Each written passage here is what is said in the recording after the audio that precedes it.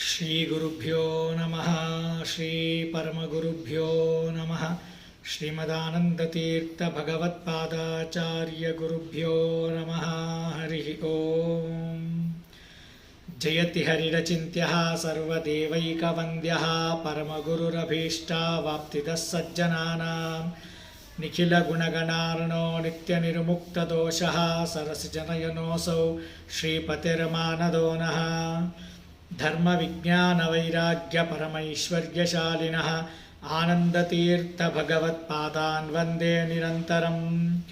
भवति यदनुभावादेडमूकोऽपि वाग्मी जडमतिरपि जन्तुर्जायते प्राज्ञमौलिः सकलवचनचेतो देवता भारती सा मम वचसि निधत्तां सन्निधिं मानसे च।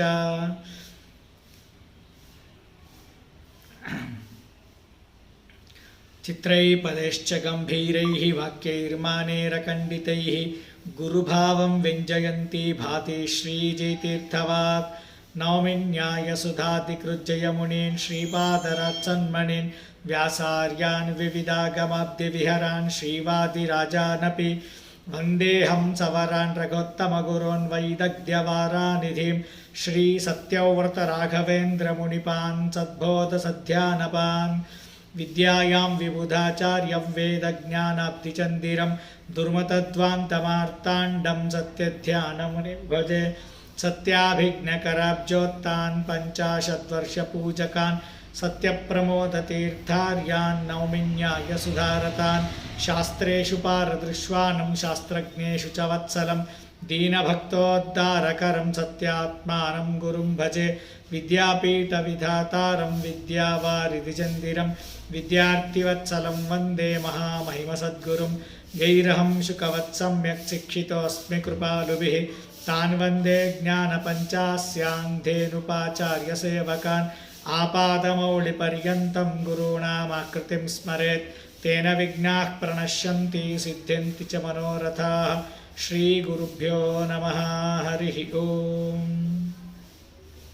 నిన్నటి రోజున ద్వాదశ స్తోత్రం పంచమాధ్యాయంలో 3వ శ్లోకం యొక్క అర్థాన్ని మనము తెలుసుకోవడం జరిగింది. ఇప్పుడు 4వ శ్లోకం యొక్క అర్థాన్ని యథాయోగ్యంగా తెలుసుకోవడానికి మనం ప్రయత్నం చేద్దాం. మాధవ మాధవ సాధక వందే బాధక బోధక శుద్ధ సమాధే. ఇక్కడ మనం గమనించినట్లయితే రెండో శ్లోకంలో కేశవనామక పరమాత్మని శ్రీమదాచార్యుల వారు స్తోత్రం చేశారు.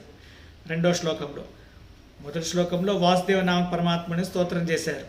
రెండవ శ్లోకంలో కేశవనామక పరమాత్మని స్తోత్రం చేశారు. తర్వాత 3వ శ్లోకంలో నారాయణ నామక పరమాత్మని స్తోత్రం చేశారు. 4వ శ్లోకంలో మాధవ నామక పరమాత్మని స్తోత్రం చేస్తున్నారు. అంటే కేశవాయ నమః, నారాయణాయ నమః, మాధవాయ నమః అని మాధవ నామక పరమాత్ముణ్ణి ఈ శ్లోకంలో శ్రీమదాచార్యుల వారు స్తోత్రం చేస్తున్నారు. మనం నిన్న చెప్పినట్టుగానే ఇక్కడ ఉండే పదాలను వేరే వేరే విధంగా పదచ్ఛేదం చేసుకొని మనము విశిష్టమైనటువంటి అర్థాలను మనము తెలుసుకోవచ్చు. యథాయోగ్యంగా ఆ అర్థాలను తెలుసుకోవడానికి మనము ప్రయత్నం చేద్దాం. మాధవ మాధవ సాధక వందే బాధక బోధక శుద్ధ సమాధే. మాధవ అనే శబ్దానికి అర్థం ఏంటయ్యా అంటే మధు అనేటువంటి గోత్రంలో ఉద్భవించినందుకు, అర్థాత్ ప్రాదుర్భవించినందుకు భగవంతుడికి మాధవుడు అని పిలుస్తున్నారు అంటారు. మధుకులోత్పన్నుడు కాబట్టి, మధుగోత్రోత్పన్నుడు కాబట్టి భగవంతుడికి మాధవుడు అని అంటున్నారు. అలాగే శ్లోకంలో ఇంకో మాధవ ఉంది. ఆ మాధవ అనే శబ్దానికి అర్థం మధుకుల అవతీర్ణ. మొదటి మాధవ అనే శబ్దానికి అర్థం మధుగోత్రోత్పన్నుడైనందువల్ల మాధవ అని అర్థం. రెండవ మాధవ అనే శబ్దానికి అర్థము మధుకులంలో జన్మించినందుకు, అర్థాత్ అవతరించినందుకు భగవంతుడికి మాధవుడు అని పిలుస్తూ ఉన్నారు. తర్వాత సాధక అనేటువంటి ఒక శబ్దం వచ్చింది. చాలా అద్భుతమైనటువంటి మాట. సాధక, భగవంతుడు మన అందరికీ సాధన చేయిస్తాడు. మనందరితో కూడా భగవంతుడు సాధన చేయిస్తాడు. ఎలాగా అంటే భక్తులకు అభిలషితమైనటువంటి సాధన ఏ ఉందో ఆ సాధనను భగవంతుడు మనతో చేయిస్తాడు. భక్తులకు అభిలషితమైన అంటే ఇష్టమైనటువంటి సాధన, అయ్యా నాకు విశిష్టమైనటువంటి జ్ఞాన సముపార్జన కావాలి, నాకు బాగా జ్ఞానం రావాలి అని అన్నట్లయితే భగవంతుడు మనకు జ్ఞానాన్ని పొందడానికి మనము ఏ విధమైనటువంటి సాధన చెయ్యాలో ఆ విధమైనటువంటి సాధనను భగవంతుడు మనతో చేయిస్తాడు.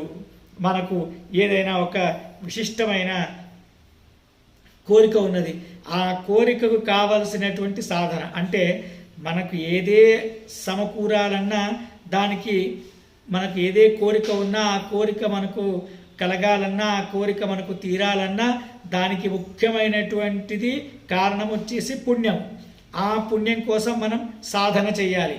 మనకు వివాహం కాలేదో, సంతానం కాలేదో, ఉద్యోగం రాలేదో, ఇంకోటి ఏదో ఇంకా ఏదో కాలేదో, ఈ విధంగా మనకు కోరికలు కోకొల్లలు. ఆ కోకొల్లలుగా ఉన్నటువంటి మన కోరికలు మనం తీర్చుకోవాలంటే మనం ముఖ్యంగా సాధన చేయాలి.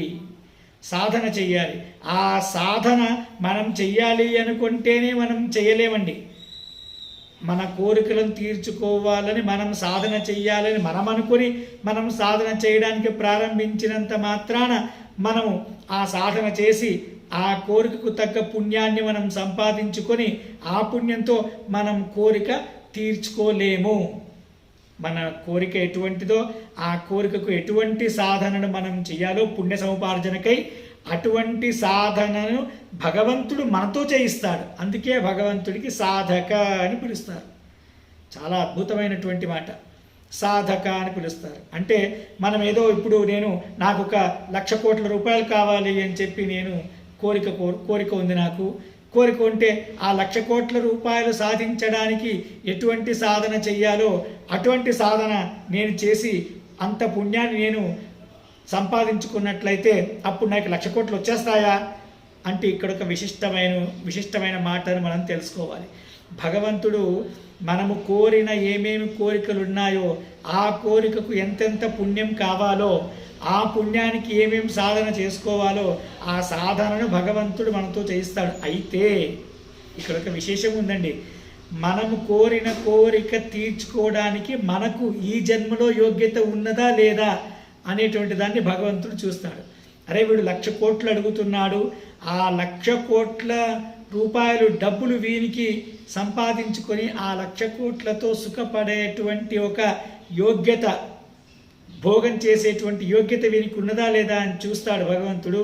మనకు ఆ యోగ్యత ఉన్నట్లయితే తప్పకుండా ఆ 1,00,000 కోట్ల రూపాయలు సాధించడానికి ఎంత పుణ్యం కావాలో ఆ పుణ్యానికి ఏమేమి సాధన చెయ్యాలో అంత సాధనను భగవంతుడు మనతో చేయిస్తాడు, లేదంటే చేయించడు. అయ్యా నువ్వు కోరిన కోరికకు నీకు ఈ జన్మలో ఆ కోరిక తీరడానికి నీకు యోగ్యత లేదు కాబట్టి నువ్వు ఆ కోరిక కోరినంత మాత్రాన దానికి ఏ విధమైన సాధన చెయ్యాలో ఆ విధమైనటువంటి సాధనను భగవంతుడు మనతో చేయించడు. అందుకే సాధకుడు అని మనకు చెప్తారు. తర్వాత బాధక అనే వాక్యం ఉంది. బాధక అదే భక్త విలసిత బాధక. ఇక ఎవరైతే అభక్తుడు ఉంటాడో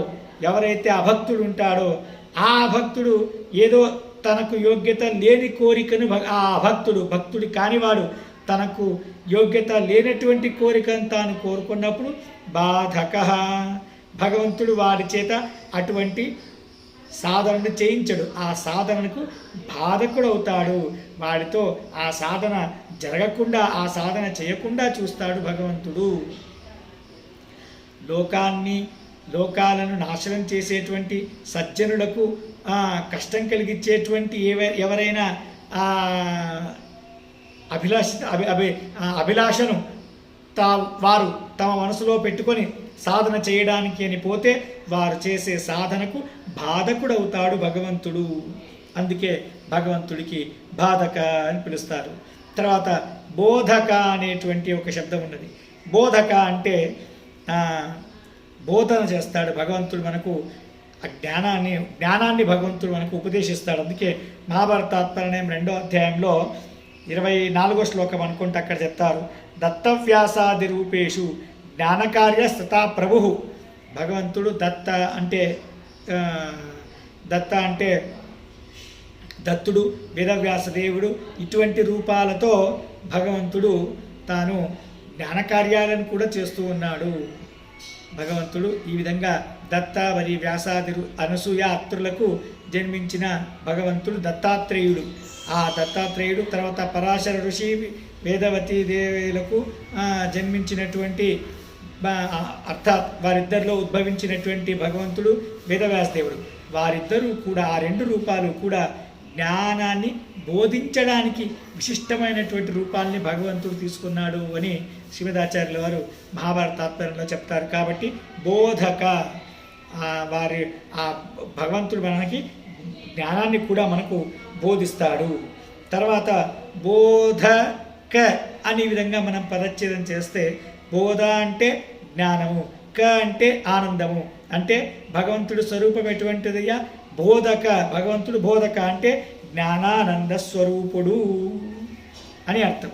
బోధక అనే విధంగా పదచ్ఛేదాన్ని చేసుకుంటే భగవంతుడు ఎటువంటి స్వరూపుడు? జ్ఞానానంద స్వరూపుడు అని అర్థం చేసుకోవచ్చు. తర్వాత శుద్ధ సమాధే అనేటువంటి శబ్దం ఉన్నది. శుద్ధం అంటే నిర్దోషమైనటువంటి. సమాధి అనే శబ్దానికి అర్థమేమి అంటే సమాధి అంటే అసంప్రజ్ఞాత సమాధి. మనము అపరోక్ష జ్ఞానం అయిన తర్వాత భగవంతుణ్ణి ధ్యానం చేస్తూ ఈ ప్రపంచంలో ఏం నడుస్తూ ఉన్నదో, మన పైన మనకు చీమ కుడుతున్నదా, మన చుట్టూ చీమలు పుట్టను కడుతూ ఉన్నాయా, మనకు ఇంత పెద్దగా గడ్డం పెరిగిపోయిందా, ఈ వెంట్రుకల్ని విపరీతంగా పెరిగిపోయాయా, మన దేహం అంతా ధూళి దుప్పటి అయిపోయిందా, ఇవేవి కూడా మనకు సంబంధం లేకుండా, వాటిపై మనకు గమనం లేకుండా, వాటిపై మనకు లక్ష్యమే లేకుండా మనము ఆ భగవంతుణ్ణి ధ్యానం చేస్తూ కూర్చున్నటువంటి అవస్థనే దానికి సమాధి అవస్థ అని అంటారు. అటువంటి సమాధి ఇది శుద్ధ సమాధి. అంటే ఈ సృష్ట్యాది గుణములు, ఆ గుణములకు విచార అపరనామక ప్రాణాదిన ప్రణిధాన విశేష అని అంటారు. కాబట్టి ఆ శుద్ధ సమాధి అంటే ఈ ప్రపంచాన్ని, సమస్త బ్రహ్మాండాన్ని సృష్టించాలి అంటే సృష్టించడానికి భగవంతుడు కాస్త విచారం చేస్తాడట. మనము కొంచెం నిదానంగా తెలుసుకోవాలి. సమాధిలో వెళ్ళి భగవంతుడు విచారం చేస్తాడట. సమాధి అంటే విచారం చేస్తాడట. దేవుడు ఆలోచిస్తాడు అంటే దేవుడికి కూడా మర్చిపోవడం అనేది ఉంది కదండి అని తప్పుగా తెలుసుకోకూడదు. ఆలోచన అంటే విచార అపరనామక ప్రణిధాన. అంటే భగవంతుడు సృష్టి ఎలా చేస్తాడయ్యా అంటే పోయిన బ్రహ్మాండం ఏ విధంగా ఉండిందో ఇప్పుడు కూడా ఈసారి సృష్టి చేసే బ్రహ్మాండాన్ని కూడా అదే విధంగా యాజ్ ఇట్ ఈజ్గా సృష్టి చేస్తాడు. కొద్దో గొప్ప చిన్న చిన్న వ్యత్యాసాలు ఉంటాయి, కానీ పూర్తి పోయినసారి చేసినటువంటి బ్రహ్మాండము భిన్నంగా ఉంది, ఈసారి భగవంతుడు సృష్టించిన బ్రహ్మాండము భిన్నంగా ఉంది, రెండింటికి పొంతన లేదు అని సర్వతా కాదు. అటువంటి అంటే ఆ విధంగా ఆలోచన అంటే పోయినసారి అనే శబ్దానికి మహాప్రళయం అయిన తర్వాత అప్పుడు ఏ విధమైనటువంటి బ్రహ్మాండాన్ని సృష్టించాడో ఇప్పుడు మహాప్రళయం అయిన తర్వాత కూడా అటువంటి బ్రహ్మాండాన్నే భగవంతుడు తాను సృష్టిస్తాడు.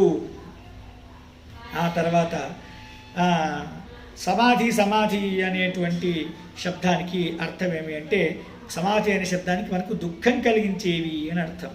ఆది వ్యాధి అనేటువంటి సంతాపాన్ని కలిగించేటువంటివి సమాధులు.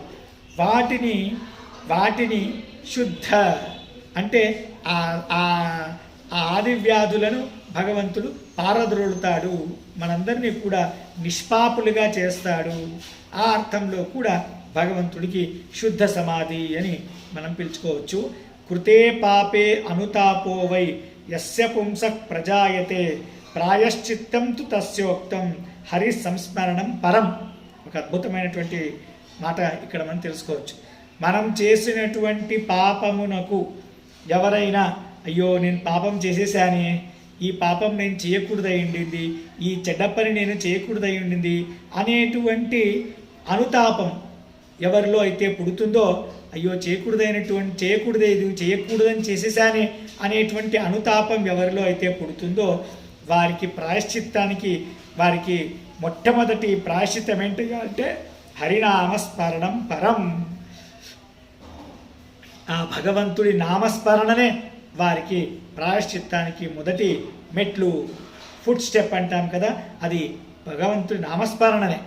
కాబట్టి భగవంతుడి నామస్మరణ చేయడం ద్వారా మనకు ఆది వ్యాధులన్నీ కూడా నాశనమైపోయి మనల్ని నిష్పాపులుగా చేస్తారు, శుద్ధమైనటువంటి సమాధులుగా మనల్ని చేస్తాడు భగవంతుడు అని చెప్పి, సమాధి లేనటువంటి వాడే శుద్ధులవుతాడు. సమాధి అంటే అర్థం ఏమిటి? ఆది వ్యాధి మొదలగు పుణ్య పాపాలు, ఆది వ్యాధి పాపాలు, ఆ పాపాలను మన నుంచి పారద్రోడి మనల్ని శుద్ధంగా చేస్తాడు. కాబట్టి మనం శుద్ధ సమాధులం అని ఈ విధంగా అర్థం చేసుకోవచ్చు. తర్వాత మా అంటే లక్ష్మీదేవి, ధవ అంటే పతి, మాధవ అంటే లక్ష్మీదేవికి పతి అయినటువంటి వాడు. అటువంటి భగవంతుడికి వందే నమస్కారం చేస్తున్నాను అని చెప్పి ఈ విధంగా మనం అర్థం చేసుకోవచ్చు. ఇంకా కొన్ని ఇక్కడ ఈ శబ్దాలను వేరే రీతిగా పదచ్ఛేదం చేసుకుంటే ఇంకొక విశిష్టమైనటువంటి అర్థాన్ని కూడా మనము తెలుసుకోవచ్చు. వాటిని మనం ఎప్పుడు చూద్దాం. విష్ణు సహస్రనామంలో మాధవ అనేటువంటి శబ్దాన్ని 3 సార్లు మనము వినడానికి మనకు దొరుకుతుంది. హిరణ్యగర్భో భూగర్భో మాధవో మధుసూదన, వేద్యో వైద్య సదా యోగి వీర మాధవో మధు, లోకబంధుర్లోకనాథో మాధవో భక్తవత్సల అని విశ్వాసనామంలో 3 సార్లు మాధవ అనేటువంటి శబ్ద ప్రయోగాన్ని మనము గమనించవచ్చు. తర్వాత హరివంశంలో ఈ మాధవ అనేటువంటి శబ్దానికి ఒక విశిష్టమైన అర్థాన్ని హరివంశం మనకు చెబుతున్నది. మా విద్యాచ హరే ప్రోక్త తస్య ఈశా యతో భవాన్ తస్మాన్ మాధవ నామాసి ధవస్వామి ఇది శబ్దిత. మాధవ అని ఉంది కదా, మాధవ అని మనం ఆ శబ్దాన్ని మనం ఇక్కడ ఈ విధంగా పదచ్ఛేదం చేసుకుంటే మా అనేటువంటి శబ్దానికి జ్ఞానం అనే అర్థం. మా అంటే జ్ఞానం, మానే అనేటువంటి ధాతు నుంచి మా అనే శబ్దానికి జ్ఞానం అనేటువంటి అర్థాన్ని మనకు వ్యాకరణం చెప్తున్నది. మా అంటే జ్ఞానం. ఎటువంటి జ్ఞానము? సాక్షాత్ భగవంతుడే ఉపదేశించినటువంటి జ్ఞానం. ఆ జ్ఞానానికి భగవంతుడు ఏ జ్ఞానాన్ని అయితే మనకు ఉపదేశిస్తున్నాడో ఆ జ్ఞానానికంతా కూడా స్వామి ఎవరయ్యా? భగవంతుడే. మన జ్ఞానానికి స్వామి మన గురువుల వారు. అదేవిధంగా భగవంతుడి యొక్క జ్ఞానానికి స్వామి ఎవరో వేరేవారు కాదు, భగవంతుడే. అందుకని మా అంటే భగవంతుడు ఏ జ్ఞానాల్ని మనకు ఉపదేశం చేస్తాడో ఆ భగవంతుడి జ్ఞానానికి స్వామి మరి భగవంతుడే. ధవ అంటే స్వామి, మాధవ అంటే భగవంతుడు మనకు ఉపదేశం చేసే జ్ఞానానికి భగవంతుడే స్వామి అనేటువంటి అర్థంలో మాధవ అనేటువంటి శబ్దాన్ని హరివంశము ఈ విధంగా ప్రయోగిస్తూ ఉన్నది.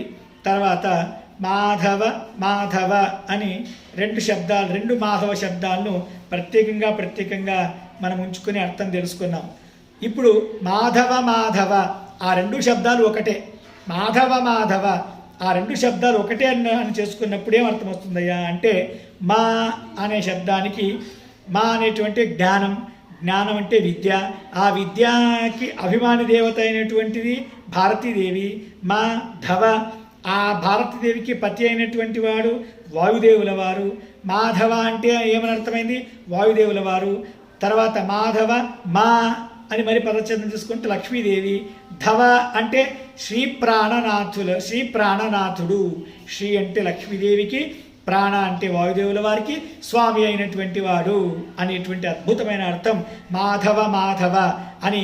అవి 2 ఒక సమస్త పదం అని మనం ఈ విధంగా తెలుసుకున్నప్పుడు వాయుదేవుల వారికి, లక్ష్మీదేవికి ఇద్దరికీ కూడా స్వామి అనేటువంటి అద్భుతమైనటువంటి అర్థాన్ని మనము తెలుసుకోవచ్చు. తర్వాత మాధవాత్ అనంటే మాధవాత్ అంటే వాయుదేవుల వారి. మాధవ దాన్ని ఏకపదంగా చేసుకుంటే మాధవాత్ అంటే మాధవ అనే శబ్దానికి వాయుదేవుల వారు అని ఇప్పటికీ మనం అర్థం తెలుసుకున్నాం. మాధవాత్ అంటే వాయుదేవుల ద్వారా జ్ఞానాన్ని ఎవరైతే పొందుతున్నారో వారు మాధవురు అంటే మనమందరము అనమాట. శ్రీమదాచార్యుల వారి శిష్యులు ఎవరైతే ఉన్నారో మాధవాత్ మాధవ, మాధవ మాధవ అంటే వాయుదేవుల ద్వారా జ్ఞానాన్ని ఎవరైతే మనం పొందుతూ ఉన్నామో వాయు శిష్యులము, మనమందరము కూడా మాధవులము అని చెప్పి ఈ విధంగా ఇక్కడ అర్థం చెప్తున్నారు. తర్వాత మాధవ సాధక. ఇప్పుడు మాధవ మాధవ అనే పదాన్ని రెండు పదాన్ని ఒక పదంగా చూశాం.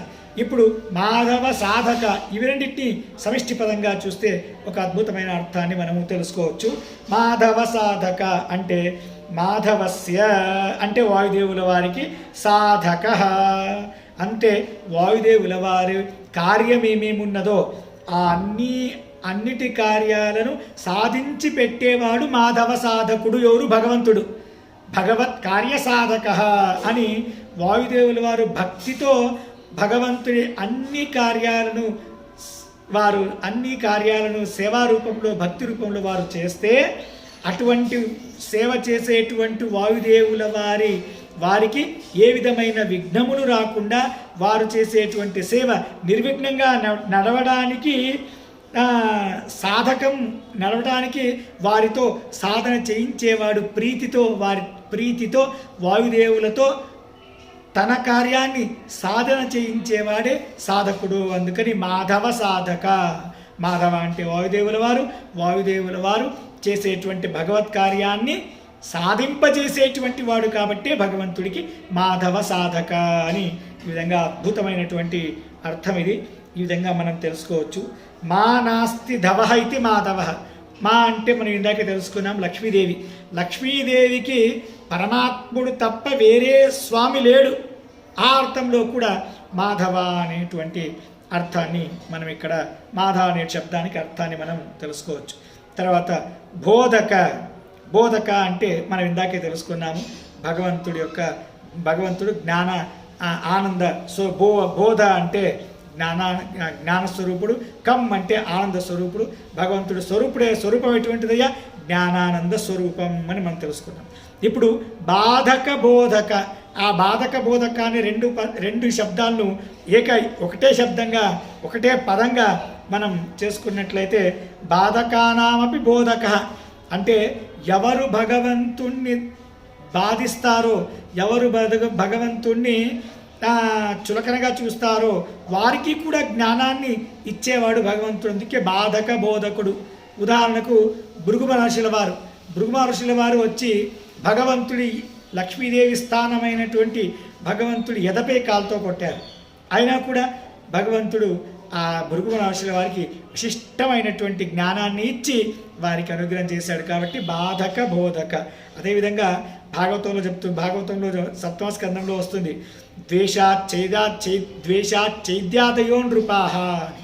ఆ చైద్యుడు శిశుపాలుడు ఎంత భగవంతుడి బాధించాడు, అర్థాత్ ఎన్ని నోటికొచ్చినట్లు తిట్టాడు. అయినా కూడా వాడికి భగవంతుడిని బాధించినా కూడా వానికి బోధను కలగజేసినటువంటి వాడు. అందుకే భగవంతుడికి బాధక బోధక అనేటి విధంగా అర్థాన్ని మనము తెలుసుకోవచ్చు.